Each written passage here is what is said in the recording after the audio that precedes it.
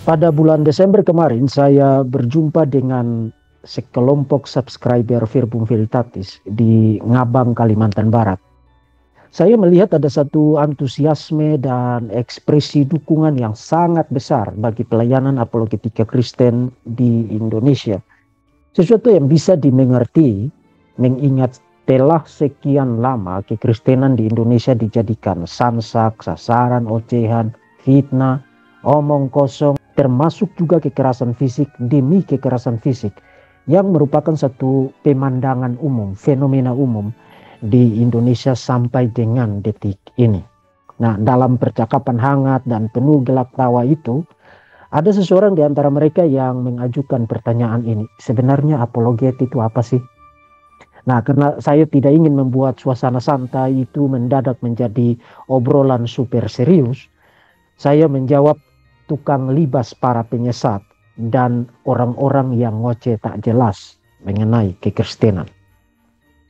Dibahasakan dengan cara yang lebih formal, apologetika adalah ilmu tentang pembelaan iman. Nah, sebagai ilmu, apologetika itu memiliki metode, memiliki kriteria, termasuk juga memiliki limitasi-limitasi atau batasan-batasannya tersendiri. Sebagai sebuah upaya pembelaan iman, apologetika itu terutama berurusan dengan argumen-argumen yang membuktikan klaim-klaim kekristenan, itu yang disebut dengan apologetika defensif, termasuk juga argumen-argumen yang memperlihatkan defisiensi atau kekurangan-kekurangan dari pandangan-pandangan lain yang digunakan untuk menyerang kekristenan. Itu yang disebut dengan apologetika ofensif atau counter attack, sesuatu yang saudara sering lihat ada di channel Verbum Veritatis.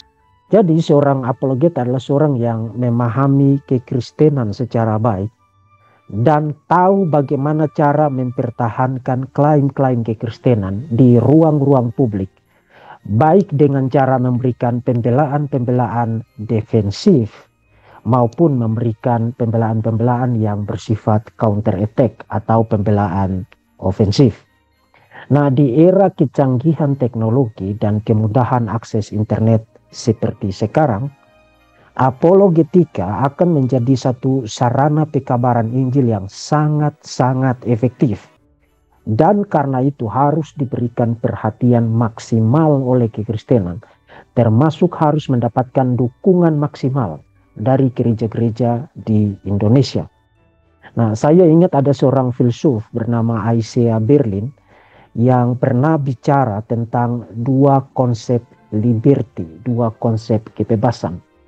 Dia bicara tentang kebebasan negatif dan kebebasan positif. Sesuatu yang tidak perlu saya elaborasi di sini, tapi akan langsung saya aplikasikan bicara tentang urgensi untuk mengerjakan pelayanan apologetika secara bertanggung jawab dan secara bermartabat. Pertama, Anda bisa memilih menggunakan kebebasan Anda terlibat dalam pelayanan apologetika secara langsung begitu Anda ingin terlibat di dalam pelayanan ini. Membuat channel YouTube sendiri, kemudian membuat rekaman-rekaman, sesi-sesi live dalam rangka berapologetika tanpa harus mengalokasikan waktu untuk belajar, untuk studi, untuk melakukan riset, untuk memahami secara baik tentang kekristenan, memahami pandangan-pandangan alternatif atau pandangan-pandangan lawan yang sering kali mereka gunakan untuk menyerang kekristenan. Nah, menggunakan istilah Berlin, ini adalah ekspresi penggunaan kebebasan negatif. Sesuatu yang tidak menolong diri Anda sendiri, termasuk Anda tidak menolong siapapun dengan cara yang demikian. Di sisi lain, hal yang kedua, Anda memahami urgensi pelayanan apologetika, berniat untuk ikut ambil bagian di dalamnya. Kemudian Anda berkomitmen, bertekun mengambil waktu yang signifikan untuk belajar, memperlengkapi diri sebaik mungkin, memahami ajaran-ajaran kekristenan secara baik, termasuk juga memahami secara baik pandangan-pandangan lawan yang seringkali digunakan untuk menyerang kekristenan. Setelah itu Anda tampil dan terlibat di dalam pelayanan ini. Nah, inilah yang disebut oleh Isaiah Berlin sebagai sebuah penggunaan kebebasan positif. demi mencegah salah kaprah atau penggunaan kebebasan negatif, semangat tanpa pengetahuan atau antusiasme tanpa substansi, keluarga Iman Rasuli bertekad menjaring sebanyak mungkin orang untuk menggarap pelayanan ini.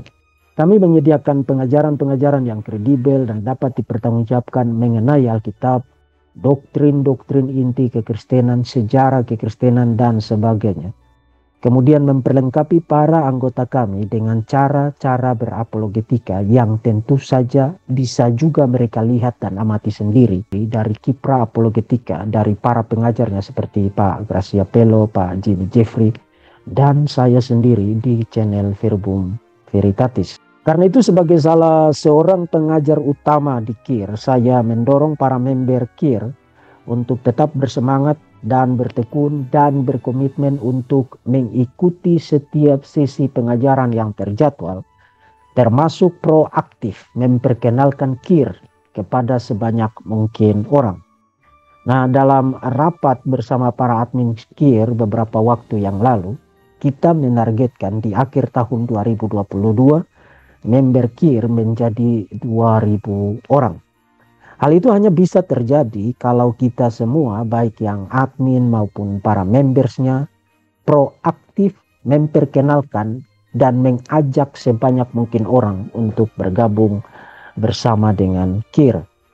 Dan bagi Anda sekalian yang belum menjadi member KIR yang menyaksikan rekaman ini, saya Verbum Veritatis bersama para admin dan para member KIR menanti kehadiran Anda dengan antusias bergabung bersama dengan kami di KIR.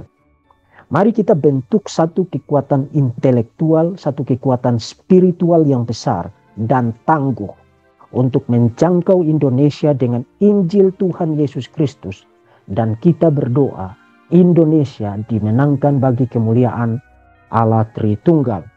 Selamat Natal dan Tahun Baru bagi para admin sekalian, para members, dan semua yang menyaksikan rekaman ini.